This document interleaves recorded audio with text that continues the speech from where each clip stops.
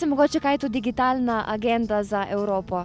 Ne, tega pa ne vem, žal. Skupek zakonikov, ko bodo določali oziroma regulirali digitalni trg, si bi tam predstavljati? Ne. Kako spodbuditi rast Evrope, torej preko IKT tehnologij? Nemam pojma. Yes. What? Well, they explain everything that's happening in Europe. About? Ne. Digitalna agenda za Evropo, ne vem. Približno si lahko predstavljate? Predstavljam pa si, da gre nekaj, kar je pač, bom rekel, povezavi z spletom, z oblaki tam zgoraj in potem z neko skupno povezavo. Ne vem. No. Digitalna agenda za Evropo. Veste, da sicer študiram informatiko, ampak ta izraz pa mi je nekako neznan. Težko zdaj rečem, to pomeni nek načrt za Evropo, kam gre v digitalni smeri. Veste, težko rečem, ne vem, če ima Evropa kak taki plan. Digitalna agenda za Evropo je ena glavnih strateških pobud v okviru strategije Evropa 2020, ki jo je Evropska komisija kot naslednico Lizbonske strategije sprejela marca 2010.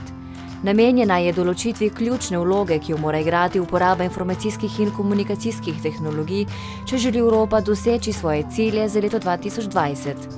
Uspešna izvedba digitalne agende naj bi državam Evropske unije omogočila izhod iz krize, saj bi spodbudila inovacije, gospodarsko rast ter izboljšave v vsakodnevnem življenju posameznikov in podjetij. Cilj digitalne agende je na nek način ponuditi, torej vključiti v informacijsko družbo vse državljane, ne glede na to, kakšen je njihov družbeni položaj, ekonomski položaj, hendikepiranost in podobno. Digitalna agenda je cilj, ki si ga Evropska unija zastavlja, s katerim želi v nekaj letih celotno družbo prestaviti, bom rekel, na digitalne temelje. Ukrepi digitalne agende vključujejo vzpostavitev hitrega in ultrahitrega dostopa do interneta, povečanje vlaganj v raziskave in inovacije na področju informacijskih in komunikacijskih tehnologij, okrepitev interoperabilnosti in standardov, povečanje zaupanja v digitalne tehnologije in njihovo varnost, izboljšanje digitalne pismenosti, znanj in vključenosti, trajnostne rešitve na področju okolja, zdravstva, prometa, kulture in dostopa do javnih storitev, ter najbolj ključno, vzpostavitev živahnega, enotnega digitalnega trga, ki bo prinesel trajne gospodarske in družbene koristi. Enotni digitalni trg ni nič drugega, kot je tudi enotna carinska unija. Se pravi, zmanjšuje količino posrednikov in zmanjšuje transakcijske stroške. V prvi fazi se zadeva zdi zelo dobra, predvsem zaradi tega, ker uvaja enotni market, kar pomeni, da mi kot uporabniki slovenskih operaterjev bomo lahko se gibali po Evropski uniji in ne plačevali roaminga. Zdaj, kam pa to vodi, ne?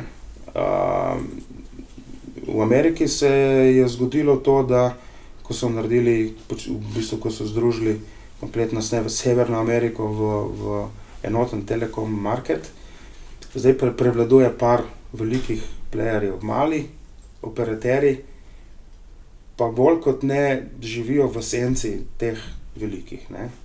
Zdaj, a je to dobro za konkurenčnost ali ne, naj se vsak sam odgovori, ne. Obstajajo pa bojazni, da bi se to recimo zgodilo tudi pri nas. Cene so padle, ne, zdaj mi imamo več samo enega operaterja, jih imam 15, ne, zato ker se med sabo tepejo, ne, ker se ne zna zmeniti, so cene za mene kot padle. Ja, ampak večina teh 15 bo rekla, veš kaj, po tem pogoji pa jaz več ne morem investirati naprej, ne morem vlagati v bodočnost. To pa je zelo, zelo velika nevarnost. In nisem prepričan, da so cilji digitalne agende uspeli nasloviti to vprašanje. Za spremljanje napredka pri doseganju ciljev digitalne agende je bil sprejet seznam temeljnih kazalnikov, ki jih spremljajo nacionalni statistični uradi. Novo orodje tako omogoča pregled napredka držav glede povezljivosti, digitalnega znanja, uporabe interneta, integracije digitalne tehnologije in javnih storitev. Slovenija se po letošnjem indeksu digitalnega gospodarstva uvršča pod evropsko povprečje. Digitalno najbolj razvita je Danska, najmanj pa Romunija. Če pogledamo indeks, so nekatera področja, bom rekel, povprečna, relativno dobra, čeprav bi lahko bila bistveno boljša, nekatera so pa katastrofalna. V celotnem tem indeksu je Slovenija 19 od 98 držav članic.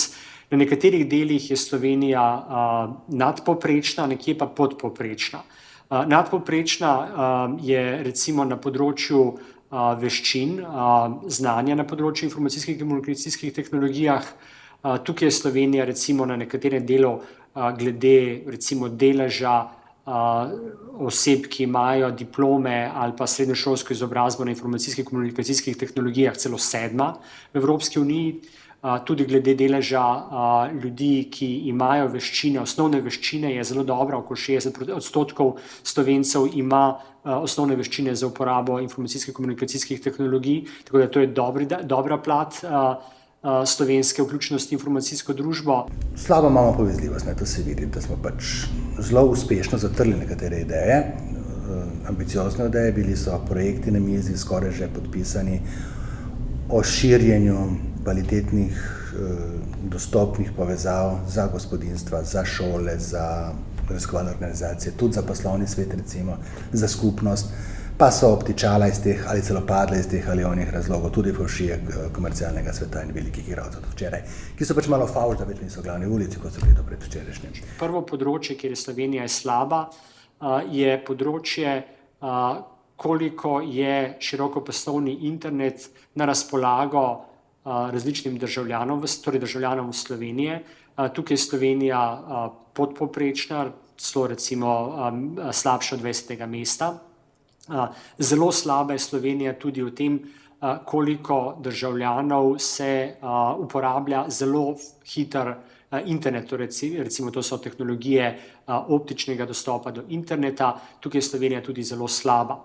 Slaba je recimo okoli 6% Slovencev uporablja ta zelo hiter internet, vemo pa, da je cilj Evropske unije, da bi vsaj 50% državljanov uporabljali zelo hiter internet.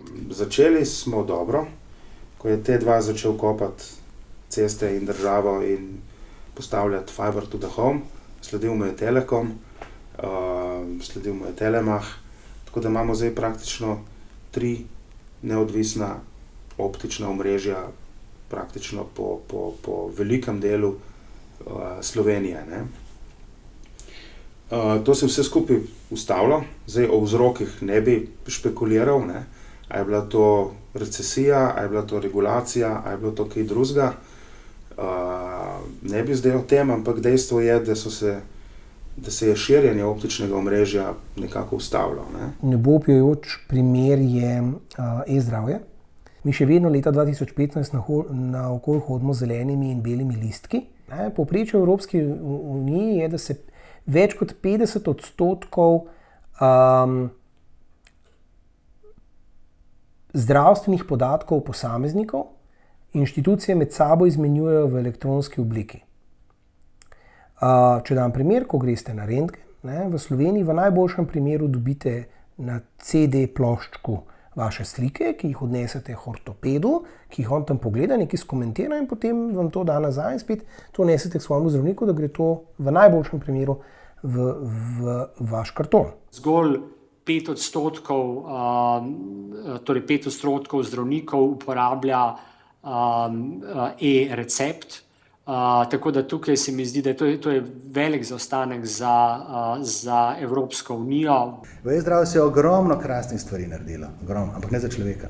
Zelo slaba je Slovenija tudi na področju javnih storitev, ki so na razpolago. Z novim letom so vsa podjetja in posamezniki, ki poslujejo s proračunskimi porabniki, torej zavodi, šolami, ministrstvi in tako naprej, dolžna izdajati račun v e-obliki. Težava je v tem, da so vpeljavo tega e-računa naredili na način, ki ljudi odbija, ker je zapleten. Tisto, kar je bolj zaskrbljujoče kot trenutno stanje, je v bistvu trend. Slovenija je bila še 10-15 let nazaj ena od najbolj vodilnih držav v Evropi na področju digitalne družbe. Verjetno se marsikdo spomni še, da smo imeli tudi Ministrstvo za informacijsko tehnologijo. Bili smo prvi, ki smo ga imeli in mislim tudi prvi, ki smo ga ukinili. Ti indikatorji v bistvu sledijo razvoju dogodkov v zadnjih 10 oziroma celo več letih, ko država Slovenija razvoju informacijske družbe namenja premalo pozornosti v organizacijskem, kadrovskem in tudi finančnem smislu. Pa to ne govorim samo o našem direktoratu oziroma ministrstvu, ampak na splošno, kar se tiče digitalizacije in informatizacije tudi javnega sektorja. In seveda posledice v zaostajanju za drugimi državami članicami Evropske unije so seveda tu. Na področju e-uprave smo bili prvi. Še 3-4 leta nazaj celo dobili smo neko nagrado Združenih narodov za e-upravo in tako naprej, ampak potem se je pa vse potihnilo in se ni nič razvijalo naprej. Politična situacija je precej nestabilna, država se je ukvarjala predvsem v zadnjih 5 in malo več letih predvsem z zelo slabo ekonomsko, gospodarsko situacijo in taka razvojna področja, kot je recimo razvoj digitalne družbe, razvoj informacijske družbe, nekako ni bila deležna pozornosti, ki bi pa morala biti dana. Ne? Velik problem našega direktorata za informacijsko družbo je to, da je majhen. Tam je približno 6 zaposlenih in praktično ne zmorejo vsega, kar bi lahko. Oni pripravljajo strategije, oni pripravljajo tudi zakonodajne podlage. Na drugi strani pa spadajo pod Ministrstvo za šolstvo, kot eden izmed 5 ali 6 direktoratov in seveda so skoraj na zadnjem mestu po pomembnosti. Na srečo, pa tudi neorganizirano, dosti stvari počnemo, ki nas dvigujejo in zato smo vendarle koliko toliko blizu povprečja.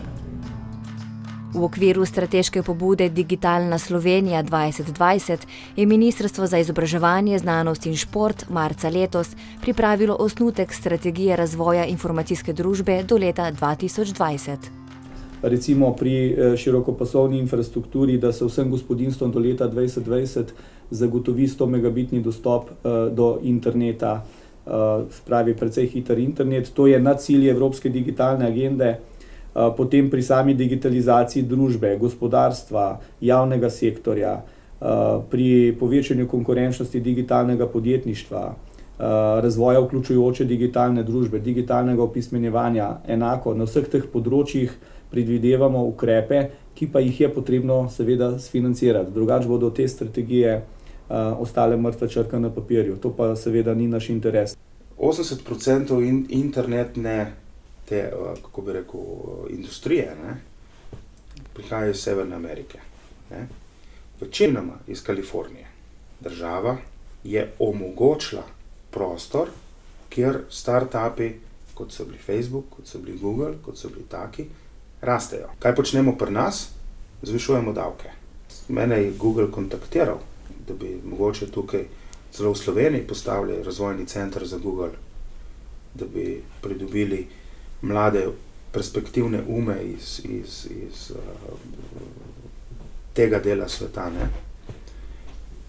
Pa so videli davke in so rekli ne, hvala. Najpomembnejša stvar pri internet startup podjetništvu je to, da ga država začne meriti in jemati kot eno od industrijskih panog. Potem bi kar naenkrat opazili, da je to fenomen, ki lahko bistveno pripomore pri razvoju Slovenije in potem bi se odločevalci zganili. V zvezi s tem bi lahko mogoče povedal, da je Evropska komisija še v letu 2013 objavila inicijativo Grand Coalition for Digital Jobs in da imamo mi pripravljeno še iz sredine prejšnjega leta idejo oziroma predlog za ustanovitev Slovenske digitalne koalicije, katere osnovni namen je oblikovanje novih digitalnih delovnih mest. Slovenska digitalna koalicija bo po našem pričakovanju oziroma namerah povezala po eni strani državni oziroma javni sektor z gospodarstvom in pa tudi z nevladnimi organizacijami.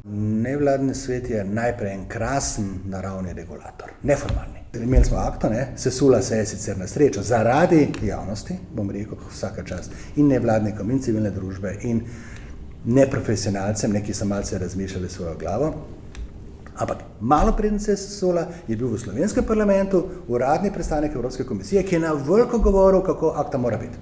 Digitalna družba še ni na radarju tistih, ki o tem odločajo. Ko bo refleksija o teh razvojnih problemih, nalogah, prioritetah v javnosti dovolj prisotna, potem bo tudi politični nivo odločanja dal verjetno temu razvojnemu področju višjo prioriteto.